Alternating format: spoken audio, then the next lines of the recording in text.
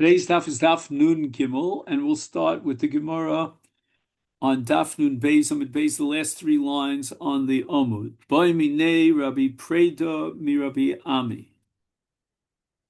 The Mishnah had just established that all Menachos, with the exception of two, have to be brought matzah. The only two that are brought chametz are the shtei lechem on Chag HaShavuos that accompany the kvasim and on matir chadash b'migdash, and the chametz that's brought with the carbon toda. There are 40 lechamim, but 10 out of the 40 are chametz. Minayin l'chol menachos shein bos matzah. What's the source for this? That the menachos come from matzah, minolan. So the Gemara says, minolan, what are you asking such a silly question for? Tichsiv Bey, the Torah itself says that you require matzah. Ksiv Ba, and you don't have to look here, there, and elsewhere for a source when you have it written in the Torah. And if you'll ask me about the two cases where the minchas brought chametz, and that's the shtei lechem and the lachmei toda, then lo ksiv ba. There's no written indication in the Torah that you require matzah, and therefore we assume you require chametz. Now, just one comment on the side. Although I can understand the Mishnah's use, the application of the word mincha to the shtei lechem, because the Torah explicitly refers to the shtei lechem as mincha, but in the case of the carbon toda, that's not really a carbon mincha. But apparently what the Mishnah is trying to emphasize is that in general, when we bring lechamim in the Mikdash, with regard to any carbon, it's always going to be matzah, with the exception of these two. And it's not a reference so much to mincha as much as it's a reference to chametz, that we bring chametz, and chametz we bring with the carbon toda. So now the Gemara tries to explain, what does it mean ksiv ba? What is the source in the Torah for the requirement of matzah in Menachos? And if you take a look at Tosfos here, Dibra Maschel Kol HaMenachos, he says that in two cases of Menachos, we do find that the Torah requires matzah. And we probably need some sort of an equation that'll allow us to apply that requirement of matzah to all menachos. And that's where we see the pasuk here quoted on the beginning of our daf today, Nun Gimel, and it says in Vayikra Perek Vav, in the parsha of the Mincha, it says Zos Torahs HaMincha, Hakrev Osa B'nei Aaron Lifnei Hashem El Pnei HaMizbeach. And then it says, Vanoseres Mimena Yochal Aaron Ubanav Matzos Te'ochel. So it means that the achila of the Kohanim after the Kmitza is matir, the Shirayim, is going to be an achila of matzah. And this itself should be a clear-cut indication that the Torah requires for a mincha matzos te'ochel. So why are you looking for another source? So now Rav Preda goes back to his original question of Minolan, and he clarifies it. He says, Amar Lei, you know what? I understand the pasuk that says matzos te'ochel. That means in the positive affirmative way, there's a command of a mitzvah aseh incumbent upon the Kohanim to eat matzos. But matzos lo komi boile. I wasn't asking for a source in the Torah for the requirement of a mitzvah to eat the mincha of matzos, but rather kikami boile. My question was liakev. Maybe the Torah says, yeah, if all things are perfect, ideal, then lechatchila the mitzvah should be fulfilled with matzah. But I don't know that it's likuva, and therefore, if he brought the mincha with chametz, the mincha is automatically invalid. How do we know that? And it's even logical to assume that it's not invalid because we do have, the case of shtei lechem where the Torah allows you to bring a carbon that's made of chametz. So this was a question that Rabbi Preda presented, and Rabbi Ami answered the question, Omolei li akev namiksiv. I'm going to prove to you that the Torah says, with regard to Menachos, that matzah is essential. And how do I know this? Because the Torah says, Lo te'ofa chametz ela matzah.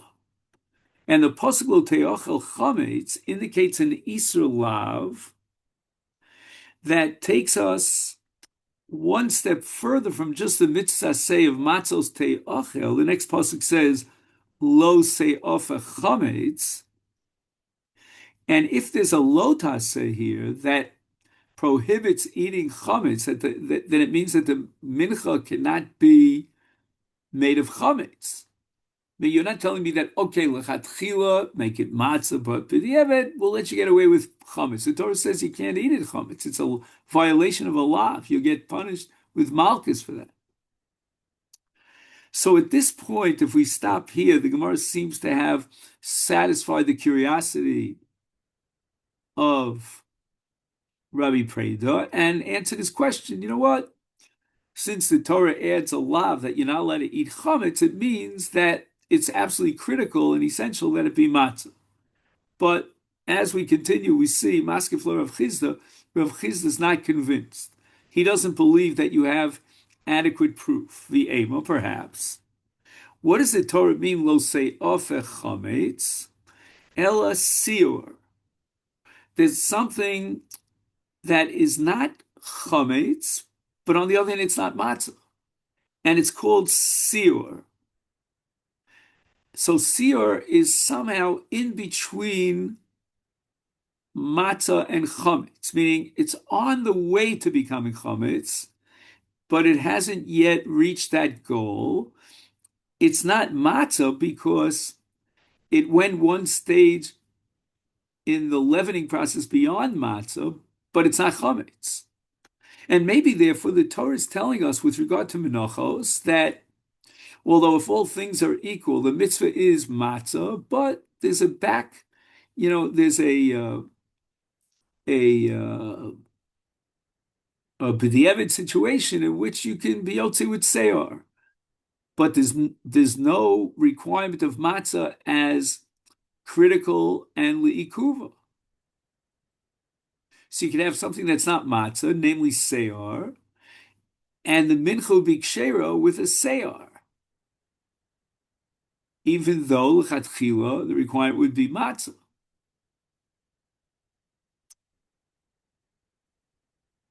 So first of all, the Gemara wants to know what does Rav Chisda have in mind here when he says seor. Demand. There's a great machlokas in Masechta Psachim about how to define seor.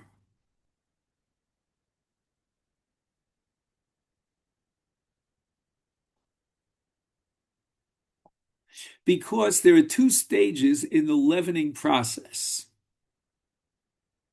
There's an early stage and a later stage. The early stage is what's called ad sheyichsov. This is Rabbi Meir's shita, and he compares it to a person's face turning white, meaning at some point in the leavening process, the flat surface of the matzah turns white.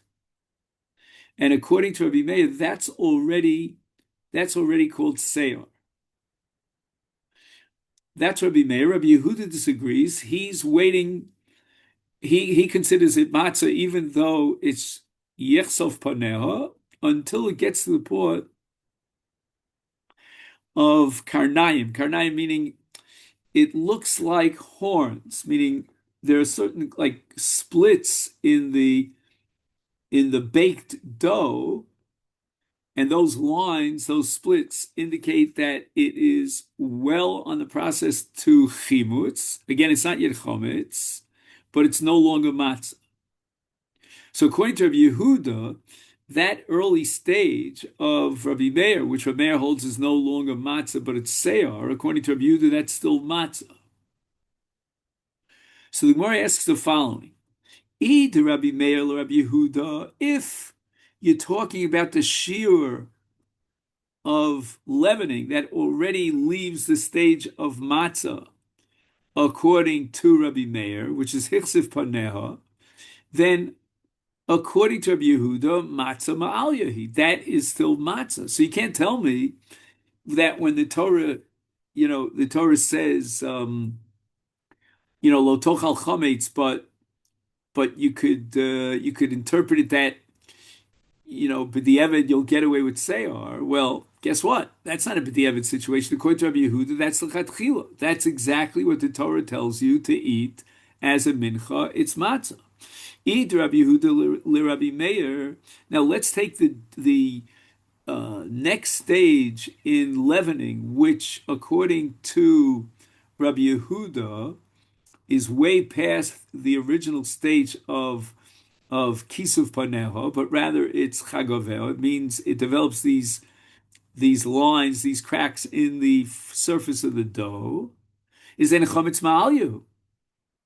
Then what you're saying is that according to Rabbi Meir, once you reach that late stage, more developed fermentation, where it's already, showing up these lines and these cracks, then that's exactly chametz. So then you'll have to admit, therefore, that in that case, certainly the Torah says that that would be likuva, but it doesn't mean necessarily that you need matzah. You might need something less than matzah, which is called seyar. And id Rabbi Meir, mida lakia lechametzu. Now, if the matzah developed further fermentation, such that now the top of the matzah is already pale like white, which according to Rabbi Meir means it's no longer matzah at that, even though it's an early stage. Well, guess what? It has the same status, this seyar, as chametz nuksha, which means that there are certain categories of chametz where it's not chametz gomur, it's not complete chametz, and you don't get kares on Pesach if you eat it, but nevertheless, it's a lav, you'll get malchus under lotaseh of chametz nuksha. And if Rabbi Meir holds that you get malchus for kisuf ponea, meaning it's already chametz nuksha, and therefore you get malchus, nehi, even though I admit you don't get kares for its achila, but nevertheless you could only be chayiv malchus if it's called chametz. So it seems like at this stage, even though it's a very early stage relatively, but it's gone beyond matzah, now it's in the realm of chametz. And the proof of the pudding is that if you eat it on Pesach, you get malchus.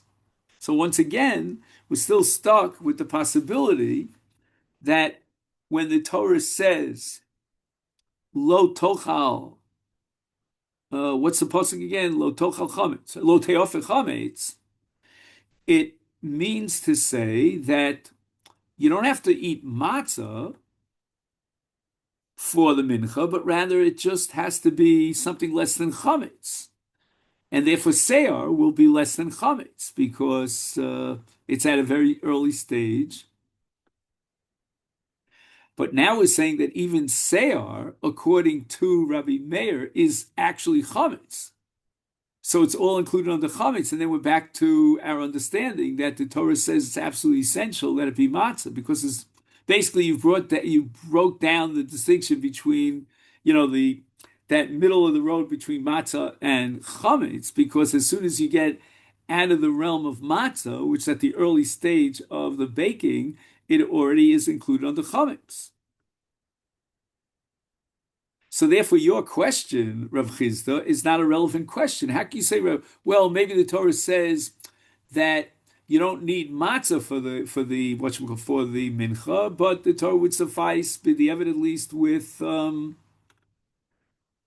seyar. But no, it can't be because seyar is already chametz, according to Rabbi Meir. Ella, the only possibility of justifying Rav Chizda's kasha is by saying the Rabbi Yehuda, the Rabbi Yehuda. Right? Rabbi Yehuda holds that until it's kikarne chagovim, until it has these lines and cracks, then it's considered matzah. So even though it's hichsiv panel and it's white, but nevertheless it still is considered matzah. And then at what point is it called seyar? That's only the point when it goes beyond hichsiv panel and it's karne chagovim. So this is what Rav Chizda comes to ask Rabbi Ami, and he says, I don't get it.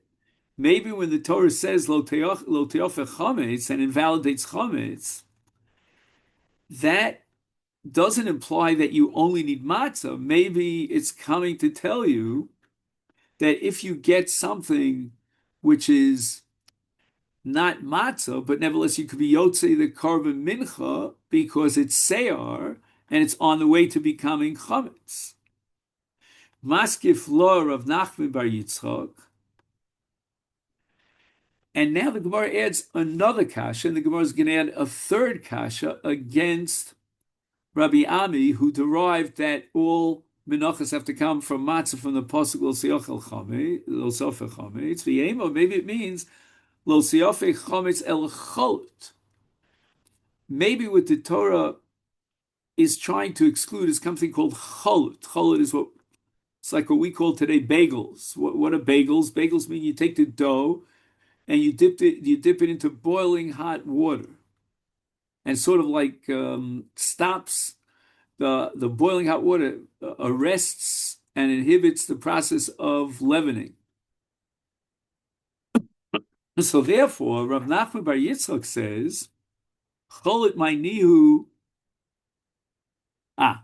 So again, cholut, according to Rav Nachman bar Yitzchak, might be exactly what the Torah is telling you is not real chametz, and if it's not real chametz, then b'diavad at least, even though it's not matzah, you could be yotzei the mincha, the korban mincha. So you still don't know that matzah is essential. That's what Nachman bar Yitzchak's kasha. The Gemara is not happy with the kasha. Why? Cholit ma'nihu. What exactly does the Torah have in mind? Ida Ika Revicha, the Torah has something called Revicha. And Revicha appears in the parasha of Minchas Chavitin. And in the Minchas Chavitin, the Torah says that it has to be Revicha. So Ksiv Be Revicha, V'hol Lo Ksiv Be Revicha. Only in that case of Minchas Chavitim does the Torah require Revicha. Revicha is the biblical word equivalent to cholot. Right? It's, as we said before, they dip the dough in boiling hot water. Is then, since the Torah only requires Revicha in the case of Minchas Chavitin of the Kohen Gadol, it means that in all of the Menachos, apparently the Torah is not referring to this kind of cholot, of this kind of Revicha. It's a separate halacha in Minchas Chavit. So at this point, the Gemara takes away the objection of Nachman bar Yitzchak, but now the Gemara has another objection to Rav Ami. The Ema, maybe we'll say, the Chsiv bar Revicha mitzvah b'Revicha, the lo Chsiv bar Revicha, iboy Revicha, iboy matzah leisei. Maybe the Torah is just saying that in the case of Minchas Chavitim, you must bring it ravuch, meaning cholot. In other cases where the Torah does not specify ravuch, the Torah means to say you have two choices. You can either bring it ravuch or you can bring it matzah. And if that be the case, once again, we have no proof for kol ha-menachos bos matzah because maybe you don't need matzah and you can get away with cholut. And I'm going to assume I don't have any proofs for this that cholut in Pesach would be chametz gomer. Now we have a third objection to Rav Yami. Maskif lo Ravina v'ema. Maybe we'll say lo seyofe chametz lemekam gavra belav di alma. Maybe the Torah is not referring to the status of the mincha if he bakes the soles into chametz. The Torah is not saying that it's an invalid mincha. The Torah is only saying that there's a violation of a lav, and the gavra is making belav. He violates a lav. So basically, after all these three attacks against Rav Ami, we now are stuck with the question of Rabbi Preda el minon. So how do we know exactly that the menachos have to come matzah? And the answer is Kiritanya. We learn it from a brisa. The Torah says, as we saw at the outset, that matzos teochel yachal mitzvah. Maybe the Torah is only saying lechatchila, if all things are perfect, then you should bring a matzah, but it's not essential. Tamalomer tihya. Whenever we see the word tihya, hakosav kva'ol chova. The word tihya means it's got to be this way.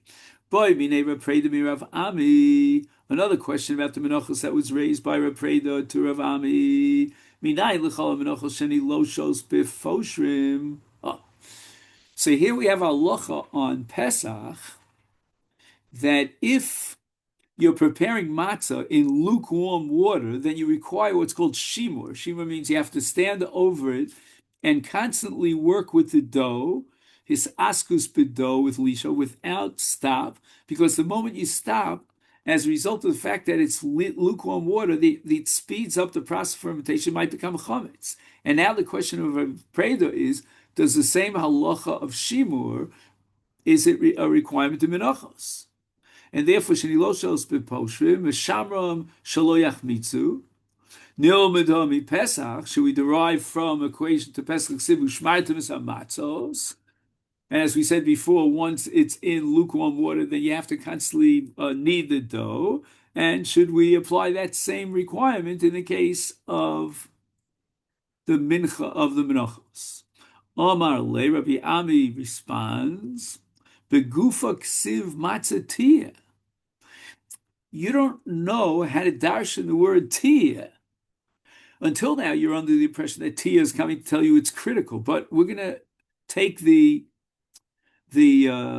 hay of tihya and we're going to convert it into a ches. And in biblical exegesis, we're allowed to do so because the hay is mischalif beches, and we're going to read the word tihya as hachayeh. Hachayeh means keep it going, keep it alive, meaning keep it matzah and don't let it become chametz. And how do you do so? Through shimur, by constantly kneading the dough. So Gemara says, wait a minute, va'afikte liakev. You can't use the word tia to derive shimur because we need the word tia to tell you that matzah is absolutely essential. And the Gemara, in its typical style, will say that if the pasuk was only coming to teach you the essentiality of matzah and kain, lichtov kra matzah hi. It could have said matzah hi, and the word he is like tia in the sense it's got to be this way and no other way. My tia shamet minotarte.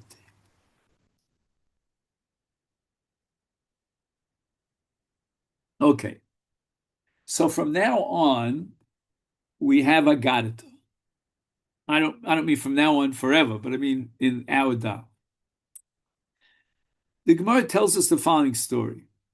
We've been dealing with Rabbi Preda and all his questions.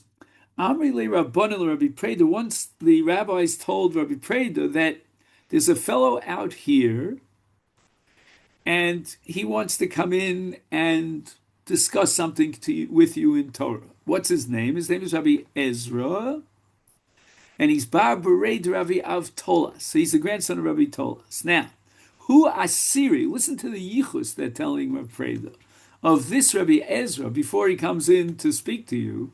He's the 10th to the generation of Rabbi Eliezer ben Azariah, and Rabbi Eliezer ben Azariah himself is Asiri Eliezer. And Koyabov, he's standing outside. Can we bring him in? This guy's got tremendous ancestry. Omar Rabbi Preda said to him, you know what? I'm not impressed. My kuli hai. Ibar Orion hu yoy.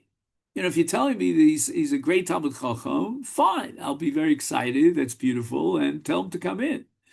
Ibar Urion ubar avon yoy v'yoy. If you tell me that he's not only a scholar, but he also has yichus, then great. Ibar avon v'lo bar haryan. But if you're telling me that he has yichus, the word avon means from the word avos in the lineage, then if you tell him he's not a scholar, then Esha Tichle. And the Maharsha explains why should he be worthy of such a harsh punishment? Because if he had such great yichus, then he should have learned to go in the Torah way, dedicate himself to Torah, and instead he went off the path. Let him burn. Amrule. So they quieted down Rabbi Preda, and they said to him, you should know about this Rabbi Ezra, Bar Uyanhu. He's not just a meyuchas. We were just adding, the cherry on top of the cake, but he's also a great scholar. Amar lahu, so Rabbi Preda said to them, Leil v'leisei, let him come in. But Rabbi Ezra apparently overheard the whole conversation. And therefore, when he came in, he looked a little bit pale. And Rabbi Preda Chaze, he noticed Dahavi Avira Daite. His mind was like very confused. Achira, excuse me, achira. Achira is the word that you use when you have polluted water. Mayim achurim. So he saw that his das, meaning his mind was like polluted water, if you know what I mean. It was all unsettled. So now Rabbi Preda decides that he's going to look for a way of putting Rabbi Ezra at ease and telling him that, you know what, you're a scholar. We're very happy to have you. Don't get upset with the fact that I asked for yichus. And I suspected you of being less than a scholar. So what's the method of Rabbi Preda to calm down this student by the name of Rabbi Ezra? He's going to share with him Agadata. Apparently, Agadata brings more of a chiba and a simcha. So he says to him that the pasuk says in Tehillim Perk Tezayin, David HaMelech says, Amart, I say Amart in the feminine because we're referring to Knesset Yisrael, that's feminine. Amart Lashem Ado, my master. So who's talking now? Amart. She said, meaning Knesset Yisrael, says to Hashem, my master, Ata Tovasi Bal Olecha. Very strange. You would think that if Klal Yisrael were talking to Hashem and they want to present their zchuyot, they wouldn't end up by saying Tovasi Bal Olecha. You don't owe me any gratitude. So therefore, what Rabbi Preda is going to do now is he's going to split the pasuk into two halves. The first half of the pasuk is Amra Knesset Yisrael Fnei HaKadosh Baruch Hu Ribono Shel Olam Hachazek Li Tova Shehodaticha Ba'olam. My purpose in this world, says Knesset Yisrael, is to publicize and proclaim your existence as the master of the universe to the entire world. And therefore, can you show me some gratitude and be a little bit easier on us?